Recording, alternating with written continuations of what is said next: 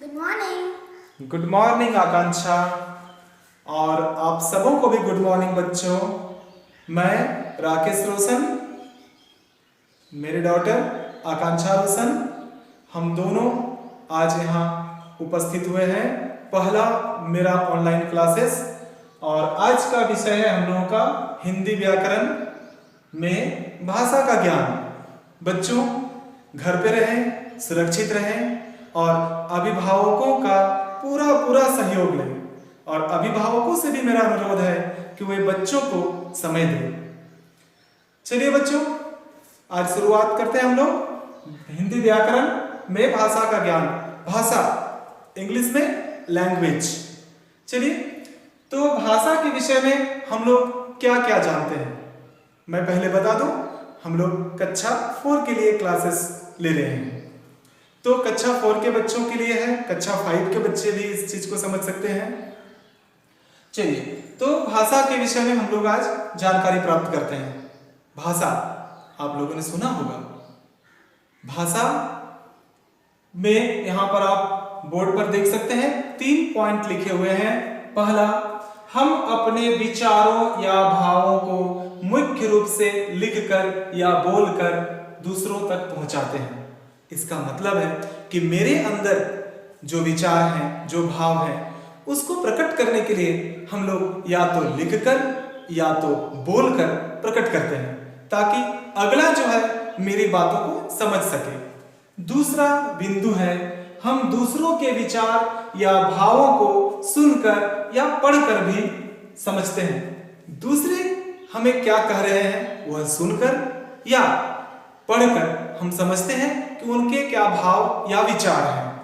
और तीसरा बिंदु है, विचारों या भावों को संकेत के माध्यम से प्रकट किया जाता है। संकेत, मैं इस पर थोड़ा सा बताना चाहूंगा। संकेत कभी कभी देखते हैं, कभी कभी हम लोग बोलते हैं आ जाओ, तो हमारे मित्र आ जाते हैं। छोटे बच्चों को बोलते हैं आ जाओ बेटा, वो आ जाते हैं। हम लोग नहीं बोले फिर भी यदि सिर्फ हाथ से इशारा करें तो आ जाते हैं, है ना। तो बहुत सारे संकेत हैं जिसके माध्यम से भी भाषा अपने भाव को प्रकट किया जाता है। जैसे आप लोगों ने देखा होगा कि रेलवे या रोड पर, रेलवे में देखे होंगे कि कलर लगा रहता है, ये साइन बोर्ड रहता है जिसमें red colour, green colour, orange colour. उसको देख करके हम लोग जानते हैं कि ट्रेन आने वाली है, वो संकेत है। आप देखे होंगे कि रोड पर एक ट्रैफिक पुलिस खड़ा रहता है, वो हाथ को इशारे के माध्यम से बताता है कि आप जा सकते हो और हाथ के माध्यम से बताता है कि आप रुके रहो। इसका मतलब है कि संकेत भी एक प्रकार का भाषा है। चलिए हम लोग आगे बढ़ते हैं भाषा के परिभाषा पर। तो भाषा का परिभाषा क्या हो सकता है मैं बता दूं। चलिए आप सभी ध्यानपूर्वक सुनिएगा, इसको आप लिख भी सकते हैं ताकि आगे आप प्रश्न का उत्तर भी दे सके। भाषा क्या है? भाषा तो जब हम अपने बातों, विचारों या भावों को जिस माध्यम से प्रकट करते हैं उसे भाषा कहा जाता है। उस माध्यम को भाषा कहा जाता है। ठीक, आकांक्षा आपको समझ में आई क्या? यस। बताइए भाषा किसे कहते हैं? हम अपने विचारों को जिस माध्यम से प्रकट करते हैं उसे भाषा कहते हैं। अरे वाह, वेरी गुड आकांक्षा। अब हम आगे बढ़ेंगे भाषा के विभिन्न रूपों के बारे में। ठीक है,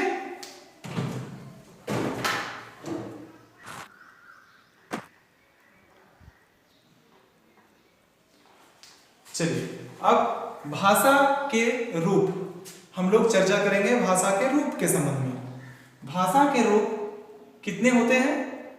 पहला मौखिक भाषा, जिसको हम इंग्लिश में बोलते हैं ओरल लैंग्वेज। क्या बोलते हैं? Oral language. क्या बोलते हैं आकांक्षा? Oral language. दूसरा है लिखित भाषा, जिसको कहा जाता है इंग्लिश में रिटन लैंग्वेज। क्या कहा जाता है? Written language. और हिंदी में लिखित भाषा। लिखित भाषा।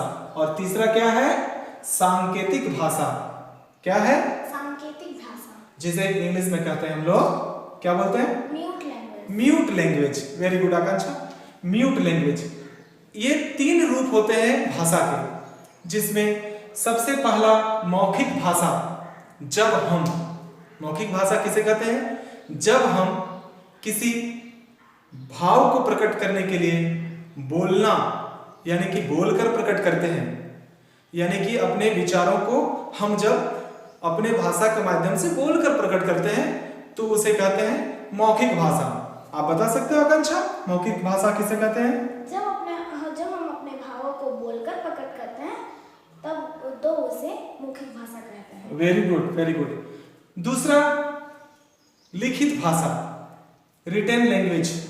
जब हम अपने बातों को या विचारों को या भावों को लिखकर प्रकट करते हैं, जब हम लिख करके अपनी बातों को किसी दूसरे व्यक्ति तक पहुंचाते हैं या उन्हें बताते हैं तो उसे कहा जाता है लिखित भाषा। ठीक है, आपको बता सकते हैं लिखित भाषा के का परिभाषा? जब हम अपने भावों को लिखकर प्रकट करते हैं तो उसे लिखित भाषा कहते हैं। वेरी गुड आकांक्षा, वेरी गुड। और तीसरा है सांकेतिक भाषा, संकेत के माध्यम से। आप बता सकते हैं इसका परिभाषा?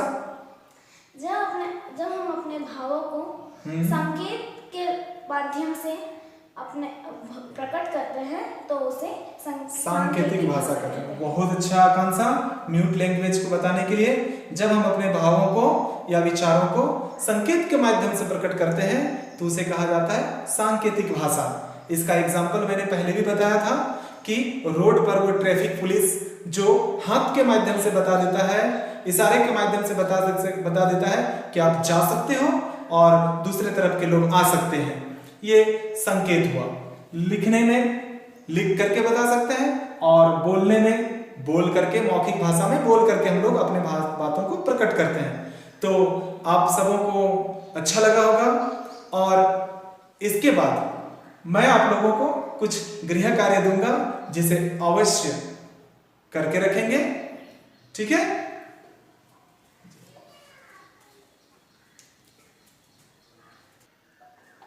चलिए अब आप गृह कार्य के लिए तैयार हो जाए बच्चों। गृह कार्य आज का है पहला, भाषा का क्या अर्थ है? भाषा का क्या अर्थ है? दूसरा गृह कार्य है भाषा के कितने रूप होते हैं? भाषा के कितने रूप होते हैं? और तीसरा गृह कार्य है मौखिक तथा लिखित भाषा में क्या अंतर है? मौखिक तथा लिखित भाषा में क्या अंतर है? तो मैं विश्वास करता हूं कि आप सबों को बहुत अच्छा लगा होगा आज का वीडियो और आज का क्लास। इस प्रकार हम फिर से पुनः दूसरी कक्षा के लिए प्रस्तुत होंगे। तब तक के लिए हमें आज्ञा दें। धन्यवाद।